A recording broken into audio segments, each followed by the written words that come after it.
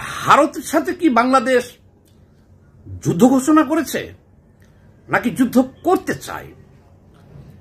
এই বিষয়টা নিয়ে অনেক খটকা লেগে গেছে। এ বিষয়ে আজকে অনেক কিছু বলবো, কিছু কথা আছে, গুরুত্বপূর্ণ ভিডিও।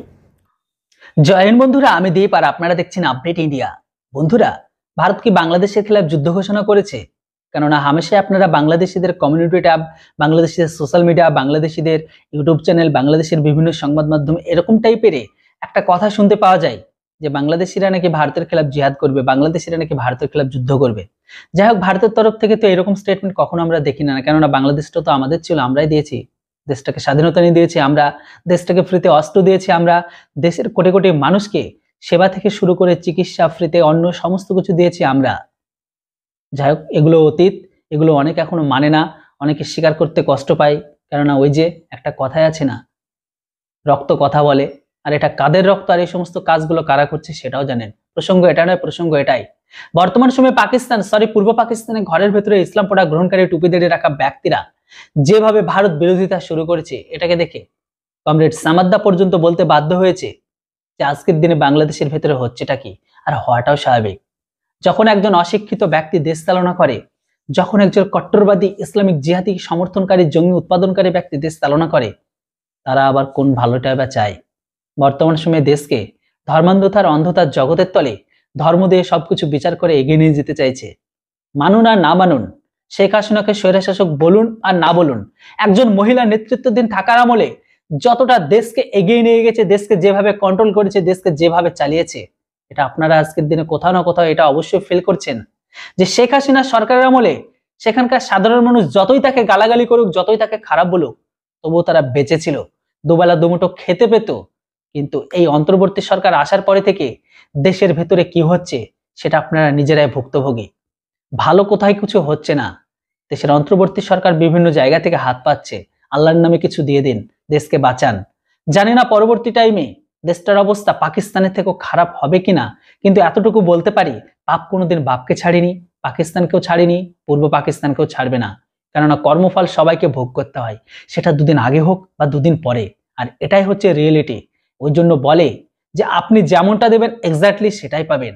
যাই হোক, প্রসঙ্গ এখন ওটা নয়, প্রসঙ্গ এটাই, বর্তমান সময়ে সামাদ্দার যেভাবে পাকিস্তান, পূর্ব পাকিস্তানের দিনে যে সমস্ত কথাগুলো বলছে, সেখানে 100% বাস্তবতা রয়েছে।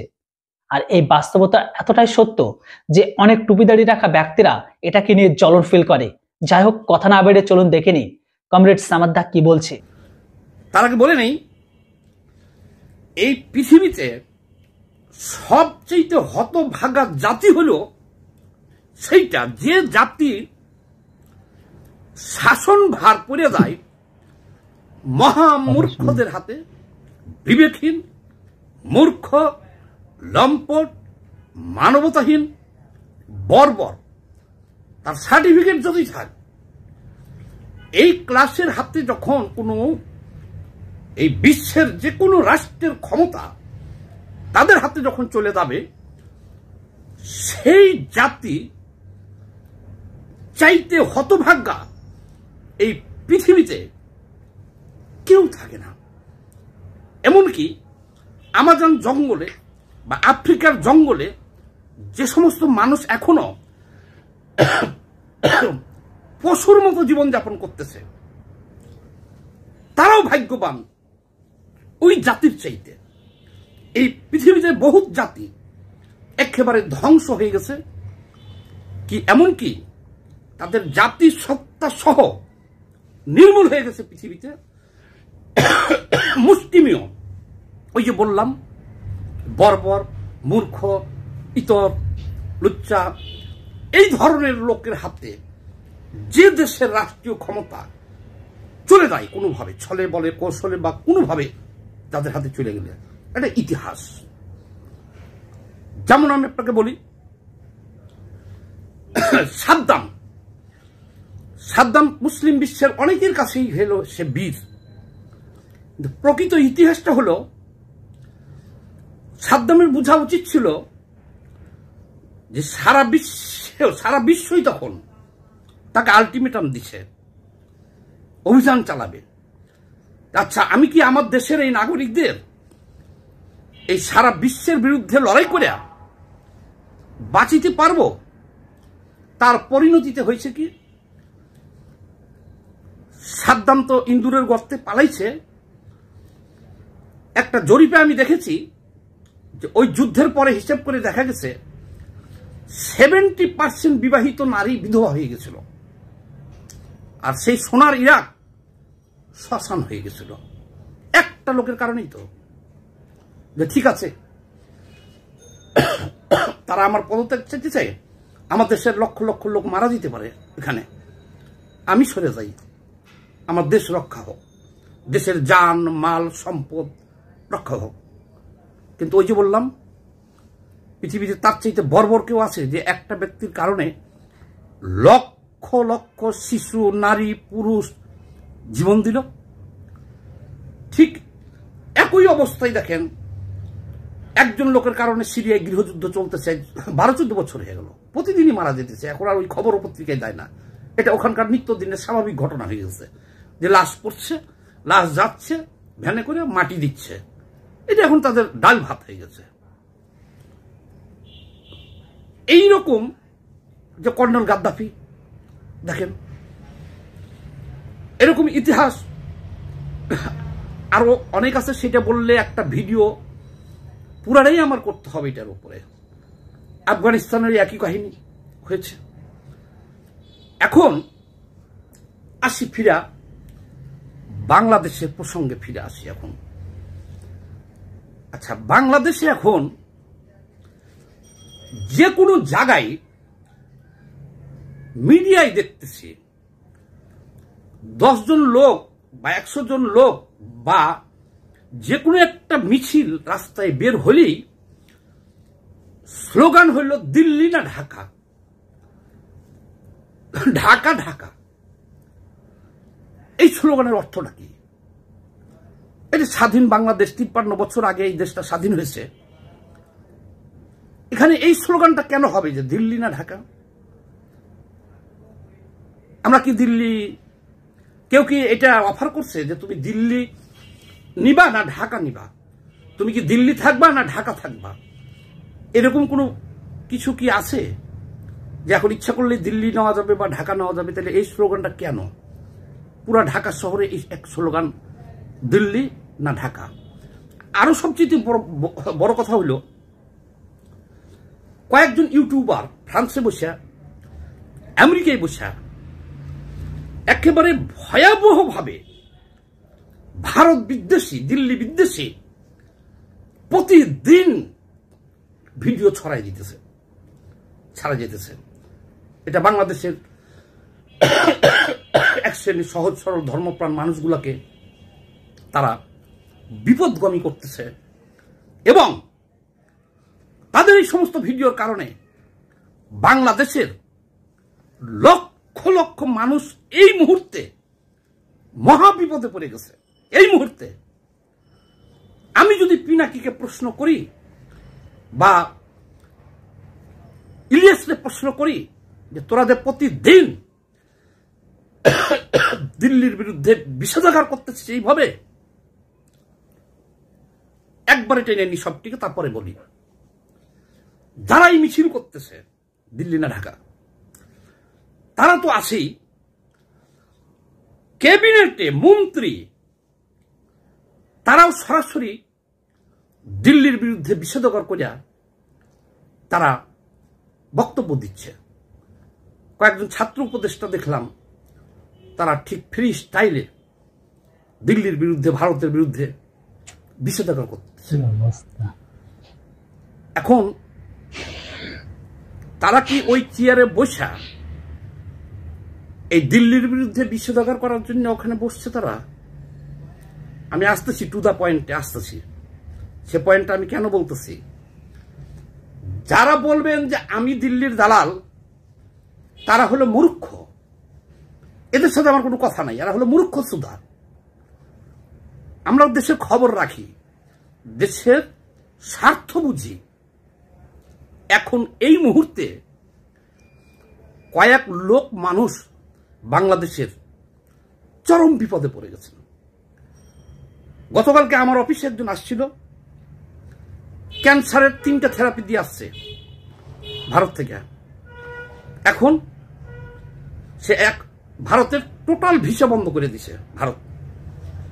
এই লোকটা এখন নির্ঘাত মৃত্যু ছাড়া কোনো উপায় নাই। কারণ এই যে ভারতে এখানে কমলাপুরে বাসে চলে কলিকাতা নাইমে ওই চিকিৎসা নিয়ে আসতো, এখন বিমানে চলে যে সে দিল্লি, সিঙ্গাপুর, লন্ডন যে চিকিৎসা থেরাপি নিতে যাবে এই সামর্থ্য তো নাই। এরকম লক্ষ লক্ষ মানুষ এখন বাংলাদেশের মানবতর জীবনযাপন করতেছে তারা। কারণ তারা অলরেডি ভারতে কেউ প্রথমবার গেছে, কেউ দ্বিতীয়বার গেছে, কেউ তৃতীয়বার গেছে, কেউ ফলো আপে যেতে হবে। মহাবিপদের মধ্যে ফেলে দেওয়া হয়েছে এই লাখ লাখ মানুষকে। এখন প্রশ্ন হলো যে এই পৃথিবীতে আমেরিকা বহু দেশের সরকারকে সমর্থন দেয়, ভারত আওয়ামী লীগ সরকারকে সমর্থন দিছে। খুব ভালো কথা। এখন বাংলাদেশেও এই যত সরকার ছিল, আমেরিকা তো একটা না একটা সরকারকে সমর্থন দেয়। এখন কি আমরা আমেরিকার বিরুদ্ধে যুদ্ধ ঘোষণা করব? আমেরিকা, রাশিয়া, চীন, ব্রিটেন, ফ্রান্স, তারা প্রত্যেকটা দেশের পররাষ্ট্রনীতিতেই এটা আছে। তাদের স্বার্থ বুঝবে। যেমন ভারত সেও দেয়, বাংলাদেশে আওয়ামী লীগ সরকারকে তারা ভালো মনে করছে যে তাদের কি কার ভারতের স্বার্থ দেখবে। বাংলাদেশে শেখ হাসিনার সরকার থাকলে আমাদের জন্য একটু ভালো হবে, ব্যবসা বাণিজ্য, লেনদেন সুবিধা হবে। তারা সমর্থন দিয়েছে। এটা তো বিশ্বের সব দেশই দিচ্ছে এবং দিবে। বাংলাদেশও অনেক দেশের সরকারকে সমর্থন দেয়। আমরা ফিলিস্তিন সরকারকে সমর্থন দিয়ে রাখছি ইসরায়েলের বিরুদ্ধে। আচ্ছা, ভারত পাকিস্তানের সাথে যুদ্ধ করার জন্য প্রস্তুত আছে এখন, কিন্তু প্রস্তুত। সীমান্তে মাঝে মধ্যে মরেও সৈন্য, যুদ্ধ হচ্ছে, মাঝে মধ্যে মরে। তারা ৭১ যুদ্ধ করছে, ৬৫-তে যুদ্ধ করছে, আবারও যুদ্ধ করার জন্য প্রস্তুত আছে। কিন্তু পাকিস্তানে কি কোনো স্লোগান আপনারা দেখেছেন ভাই? যে দিল্লি না করাচি, দিল্লি না করাচি, দেখেছেন? এরকম কোনো স্লোগান দেখেছেন? দেখেন নাই। এরকম কোনো স্লোগান এই পৃথিবীর কোন রাষ্ট্রে কখনো দেখেছেন? দেখেন নাই। খালি স্লোগান না, আমি আরেকটা জিনিস দেখাই আপনাদের।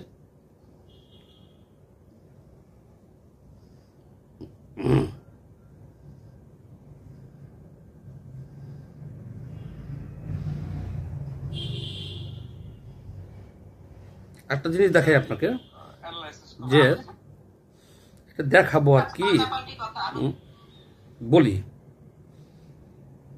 দেখ, এটা দেখালে পরে আরো বেশি খারাপ হবে।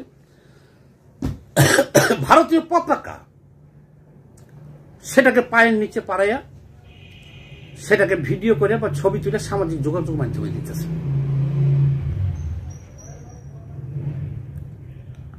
সরকার কি ভারতের সাথে যুদ্ধ করতে চায়? কেন? আচ্ছা, আমরা কি পারবো? ভারত হলো আমাদের প্রতিবেশী রাষ্ট্র, বাংলাদেশের চতুর্দিকেই হলো ভারত।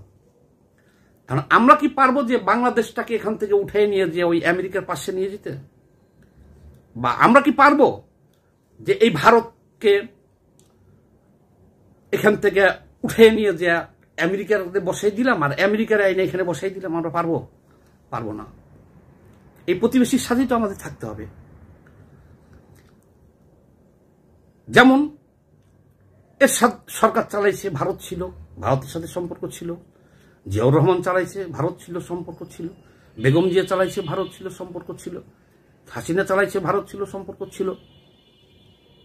এখন আমাদের ভারতের যে সরকারকে মনে চাইবে সেই সরকারকে তারা সমর্থন দিবে, না ছিলে না দিবে। কিন্তু কূটনীতিকে মোকাবেলা করতে হবে কূটনীতি দিয়া, রাজনীতিকে মোকাবেলা করতে হবে রাজনীতি দিয়া। এটা ফরেন পলিসি দিয়ে ভারতকে মোকাবেলা করতে হবে। যেমন ভারত এই যে চিন্ময় দাসকে গ্রেপ্তারের কারণে ভারত একটা বিবৃতি দিচ্ছে, বাংলাদেশ একটা পাল্টা বিবৃতি দিচ্ছে, সুন্দর। এটা বলছে যে এটা বাংলাদেশের অভ্যন্তরীণ ব্যাপার, শেষ। কিন্তু আমরা দেখবো আমাদের দেশের স্বার্থ, শেখ হাসিনার সরকারকে তারা সমর্থন দিয়েছিল, কারণ শেখ হাসিনার সরকার নাই। এখন কেউ শেখ হাসিনার কথা বলছে না, এই 15 বছরের ফ্যাসিস্টদের কথা বলতেছে না। এখন বাংলাদেশের সবাইকে ট্যাগ দেওয়া হইতেছে ভারতের দালাল। প্রথম আলো ভারতের দালাল, দিল্লি স্টার ভারত, এই যে ডেইলি স্টার ভারতের দালাল, সমকাল ভারতের দালাল। এটা তো দেখলাম পত্রিকা। মানুষ এই যে আমি একটা জাতির উদ্দেশ্যে বাংলাদেশের মানুষের, বাংলাদেশের স্বার্থে আমার এই ভিডিওটা করা, তাহলে এখন আমি হয়ে গেলাম ভারতের দালাল। কি ভারত কি সেনাবাহিনী পাঠিয়েছে যে শেখ হাসিনাকে আবার পুনর্বাসন করতে হবে? তাহলে না আমরা মিছিলে নামবো যে দিল্লি না ঢাকা? পাঠিয়েছে? সেই ক্ষমতা ভারতের আছে, বর্তমান বিশ্বে আছে। হ্যাঁ, ফরেন পলিসিতে রাজনীতি করার সুযোগ আছে, তারা সেই রাজনীতি করে। কেন রে ভাই? এখন আমাদের দেশের স্বার্থ আমাদের দেখতে হবে। যেমন ভারত থেকে আমরা আলু নিতেছি, পেঁয়াজ নিতেছি, চিনি নিতেছি, চাল নিতেছি, ডাল নিতেছি, মশলা নিতেছি, চিকিৎসার জন্য যাইতেছি। 100 বার যাব, 1 লক্ষ বার যাব, আমাদের যাওয়ার অধিকার আছে। বিশ্বের যে কোনো দেশে আমরা যাইতে পারি। যদি আমরা দেখি পেঁয়াজ ভারতের চেয়ে কম দামে পাকিস্তানে পাচ্ছি, আমরা ওখান থেকে আনবো। যেটা সস্তায় পাবো, যদি বলে মনে করি যে চিকিৎসা ভারতের চাইতে পাকিস্তানে গেলে কমই পাবো বা অন্য দেশে কম পাবো, আমরা সেখানে যাব। দাদারা যদি আমাদেরকে বলে যে কি ব্যাপার ভাই, আমাদের পেঁয়াজ খেয়া তুমি পাকিস্তান বা চীন থেকে পেঁয়াজ আনতেছ, আমরা দেখাই দিব আমাদের সুবিধা অসুবিধা। যে দাদা আমরা তো পাকিস্তান থেকে আনি 5 টাকা করে, কারণ আপনার এখান থেকে তো 6 টাকা পড়ে দেয়, কারণ আপনি যদি 4.5 টাকা দেন তাহলে আপনার কি নেই। আমরা এটা তো ফরেন পলিসি, এটা দেশের স্বার্থ। আমরা সব নিব ভারতের কাছ থেকে, ভারত আমাদের কাছ থেকে নেই। আমাদেরকে আমরা যদি কোনো কিছু রপ্তানি করি, ভারত যদি বেশি দাম দিয়ে নেয়, তাদেরকে আমরা দিব। আর আমরা যে কোনো জিনিস ভারত থেকে আমরা নেই, প্রয়োজন আমাদের, যে ভারত তো এরকম বাধ্যবাধকতা করে নাই যে সব জিনিস আমার দেশ থেকে নিতেই হবে। যে জিনিসটা আমাদের প্রয়োজন হবে, এই যারা রাস্তায় এইভাবে চিল্লাইতেছে সারা দিন এবং সব মানুষকে ভারতের দালাল ট্যাগ দিতেছে, এই সমস্ত বিবেকহীন লোক, এদের কারণে দেখেন আজকে অলরেডি বললাম কয়েক লক্ষ মানুষ এখন চিকিৎসার জন্য যাইতে পারতেছেন, তারা মানবতার জীবনযাপন করতেছে বাংলাদেশে। ক্যান্সার রোগী তারা মারা যাবে, মৃত্যু নির্ঘাত তাদের। অনেক লোক আছে মারা যাবে তারা এখন চিকিৎসার জন্য। এই জিনিসটা কি এরা বুঝে? 55,155 বর্গ মাইল বাংলাদেশের ভিতরে যে কোনো নাগরিক অপরাধ করলে তাকে আইনের আওতায় আনার ক্ষমতা গণপ্রজাতন্ত্রী বাংলাদেশ সরকারের আছে। এখানে ভারতের বাধা দেওয়ার ক্ষমতা নাই, অধিকার নাই। তাহলে অকারণে আমাদের দেশে একটা অভ্যুত্থান হয়েছে, এখন একটা ইন্টারিম সরকার আছে। আমাদের দেখতে হবে, এমনি তো দ্রব্যমূল্যের যে অবস্থা, এখন ভারত যদি এই সমস্ত পণ্য বন্ধ করে, যারা স্লোগান দিতেছে তারা কি হিসাব বুঝে? তারা কিন্তু হিসাব বুঝে না। কেন বুঝে না? আমরা দেখবো আমাদের দেশের স্বার্থ। আর ভারত খালি না, পৃথিবীর সব দেশ দেখবো নিজ নিজ দেশের স্বার্থ। বাংলাদেশে কোন সরকারটা থাকলে ভারতের স্বার্থ হবে, লাভ হবে, সেটা দেখবো কে? ভারত। আর আমরাও দেখব যে ভারতে কোন দলটা ক্ষমতায় আসলে বাংলাদেশের স্বার্থ উদ্ধার হবে, আমরাও সেই দলকে আমরা সাপোর্ট করব। ইট ইজ ল, এটা নিয়ম। এই যে আহম্মুকরা এইভাবে চিল্লাচিল্লি করতেছে, ভারতীয় পতাকায় পাড়া দিতেছে, এমন একটা সৃষ্টি করছে পরিবেশ, হিন্দু মুসলমান দাঙ্গা বাঁধাই দেওয়ার একটা অবস্থা করছে। হিন্দু কি, খ্রিস্টান কি, বৌদ্ধ কি, সবার জন্য একটা আইন। চিন্ময় দাস যদি দেশদ্রোহী অপরাধ করা হয়েছে, তাকে গ্রেপ্তার করা হয়েছে, তার বিচার অবশ্যই হবে। একজন উকিল খুন হয়েছে, 302 ধারায় তাদের বিচার হবে। বাধা দিতেছে কে? এই যে একটা কাণ্ড জ্ঞানহীন কাজগুলো করতেছে যারা এখন ক্ষমতায় বসে আছে, তারা পাবলিক না হয় বুঝে না, বললই দিল্লি না ঢাকা, ক্ষমতায় বসে থেকে তারা, এদের বয়সই হয়েছে কয়দিন, এরা রাজনীতি কি বুঝে, এরা ফরেন পলিসি কি বুঝে, আন্তর্জাতিক রাজনীতি কি বুঝে, প্রতিবেশীর সাথে আচরণ কি বুঝে এরা। এই যে ক্ষমতায় যারা আছে, কয়েকজন এই যে ছাত্র উপদেষ্টা হয়েছে, ভারতের বিরুদ্ধে তারা ডাইরেক্ট এইভাবে বলতেছে। দেশের স্বার্থের জন্য বলে না, দেশের মানুষের। আমি যদি এখন এই উপদেষ্টা নাহিদ যে বক্তব্য দিয়েছে, আমি তাকে যদি প্রশ্ন করি যে আমার দেশের এখন হাজার হাজার মানুষ চিকিৎসার জন্য ভারত যাইতে পারতেছে না, মৃত্যু মুখে পতিত হইতেছে, নির্ঘাত এর দায় কে নিব?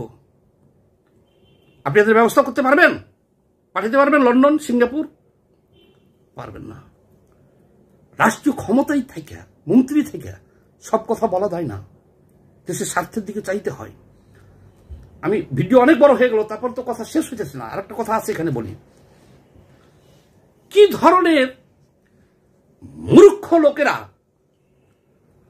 এখন এই দিল্লি না ঢাকার ভারত বিদ্বেষী বক্তব্য যে এমন ভাবে শুরু করছে, সহ্য করতে পারলাম না। আর এই কারণে ভারত আমরা বাপ না।